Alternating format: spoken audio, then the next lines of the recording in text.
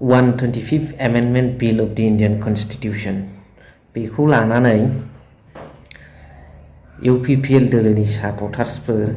माखासे आईटी सेलफ्रा गावस्रासो गोगोम दामलाबगासिनो दं प्रेजेन्टआव नुनो मोनदों नङा होमबा आरो बर्तमानाव एबसुआबो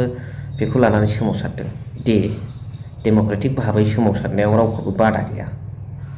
हेंथा होआ थांखिया बर' हारिनि दानायनि थाखायथ' बर' हारिनि जौगानायनि थाखाय दा बाथ्राया जाहैबाय जायफोर आईटी सेलफ्रा दिनै 125th एमेन्डमेन्ट बिलखौ नंखाय भाबै इन्टारिम गभर्नमेन्ट जागोन बिटिसिआ बायसिगोन होननानै बुंबाय थादों बिथांमोना गावसोरसो मा एमपि एमएलए बिटिसिनि इएमजिएमसिप जाबाय नामा बिथांमोना बबे सर्सनिफ्राय आनकनस्टिटिउसनेल वार्ड्स बाहायो बेखौ आं बुंनो रोङा नाथाय ट्रेनिं लाखानाय ना मा बेखौबो आं मिथिया खिन्थु बिथांमोना रायजो राजाफोरखौ सम सम गोनो गोथो खालामो डेभेलपमेन्ट जानायाव सोरहाथो बादा दं बयहाबो रावहाबो बादा गैया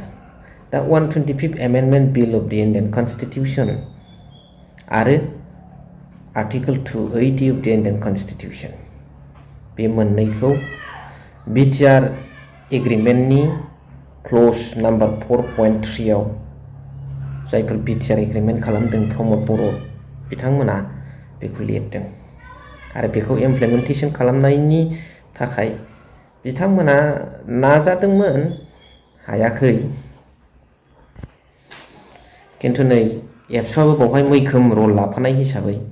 सुक्ति खालामनायाव आरो बिथांमोना रल लादों बेनो फाइनाल एन्ड कमप्रिहेन्सिभ सुक्ति होननानैबो बिथांमोना रल लादोंमोन नालाय दा बेखायनो दुलाराय बर' फरायसा आफादा बेखौ इमप्लिमेन्टेसन खालामनांगौनि थाखाय धरना होदों बा गोबां बुंसोलायदों खोथा थिगैनो दं रायजोनि थाखाय धरना होनाय गोबां एजेन्डा लानानै नाथाय दुखु गोनां बाथ्राया बेनो प्रमद बर'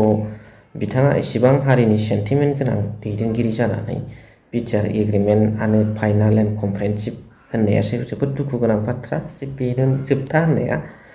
जोंथ' जोंनि थांखियाव मालाबाबो सौफैयाखै बिटिआरआथ' जोंनि थाखाय जोबथा जानो हाया बर'फोरनि सिमां बर' रायजो राजाफोरनि सिमां मुंख्लंफोरनि आद्रा थानाय सिमाङाबो बिटिआरआ नंखाया बड'लेण्डसोमोन बड'लेण्डआसो मोनसे फाइनाल सलुसन जोबथा थांखिया बेनो दा 125th एमेन्डमेन्ट बिल अफ द इन्डियान कन्स्टिटिउसन होनोब्ला नोंथांमोना मिथिखायो जे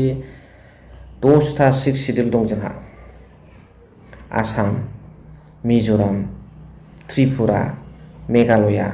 मोनथाम 9था बेनिफ्राय त्रिपुरायाव मोनसे दं दा बेवहाय administrative power and financial power लोगोसे बे एडमिनिस्ट्रेटिभनि गेजेरजों इलेक्सन जागोन बिटिसिआव बिसिडिसिनि चेयारमेनाव नाथाय मोनसे खोथाया नैबो क्लियार बिसिडिसि is a non electoral institution बेखौ जुदि इलेक्टरेल इन्स्टिटिउसन जुदि सोयोब्ला बेवहाय इलेक्सन जागोन आरो जुदि बे 125th एमेन्डमेन्ट बिलआ इमप्लिमेन्टेसन जानानै फैयोब्ला फाइनान्सआ जोंना डाइरेक्ट फान्डिं विदाउट एनि कनसेन्ट अफ द स्टेट गभर्नमेन्ट डाइरेक्टेड फ्रम द सेन्ट्रेल गभर्नमेन्ट मानि फाइनान्सआ बे एडमिनिस्ट्रेटिभआव माखासे सिस्टेम फैगोन गुबुन गुबुन जोंहा सिक्स सिडिउल दंबावो नालाय बेनिफ्राय बावहाय जुदि जोंनाव बिटिसिआव नैबेखौ जुदि इलेक्टरेल इन्स्टिटिउसन खालामनो हायाबा बेयो पन्सायती राजनि गेजेरजोंनो इलेक्सन जागोन बे पन्सायती राज बादि दा बेवहाय गोबां सोदांनांगौ दंबावो आङो इयुन जोलैखौसो खावलायनो सानदों फैबाय थानाय इयुन जोलैया सांग्रां जाथों सांग्रां जानानै हारिनि थाखाय गोबां हाबा मावनांगौ जोंहा दंबावो FRA forest rights act 2006 of India बेनि गेजेरजों ट्राइबेलफोरनो जिखिनि फरेस्ट हायाव थानो मोननाय बन खननो मोननाय जेनेखि नियम दं बे हाग्रा ओनसोलखौ रैखा खालामनाय, बेजों लोगोसे थाफानाय सुबुंफोरखौ रैखा खालामनाय, बेफोरनि सायाव इयुन जोलैया सांग्रां जादो, फैबाय थानाय इयुना सांग्रां जादो जे माखासे स्टेपफोरखौ लायोब्ला जों मा जायो, जों मा जाया, बिटिआर सुक्तिनि माखासे क्लजफोरखौ मावफुंजोबोब्ला मा जागोन, माखासेखौ मावफुङाबा मा जागोन। जेरैहाय थांनाय समाव जे जों नुनो मोन्दों जे बिटिआर एग्रिमेन्टनि गेजेरजों ग्राजिं लेन्ड, वाटार बडिज बायदिसिना फिल्डफोरखौ आसाम गभर्नमेन्टनि आन्दाराव थांनायखौ, दा बेफोरबादि क्लजफोरखौ जाहाथे जोंनि फर द बेटारमेन्ट अफ द फिउचार जेनेरेसन बन्द' खालामनानै होयो, जाहाथे जोंनि मोजांनियाल' थालाङो, बेखौ थाल लानांगोन। बे फान्डिं बुरजा फैनायखौ रावबो होबथायालै, नाथाय बेनि गेजेरजों अभार रियेक्ट खालामनानै लेक्सार बुंना बेखौसो जोङो सिन्था खालामनांगौ जानानै फैयो। गरखालेन्ड बिग्राफ्रा दिल्लीयाव गरखालेन्ड बिनो थांबाय, बेवहाय मोनसे इन्टारेस्टिं प्रश्न सोंदों रिपर्टारफ्रा जे नोंथांमोनखौ गभर्नमेन्टआ बेवहाय धरना खालामनो पारमिट होबाय नामा होननानै।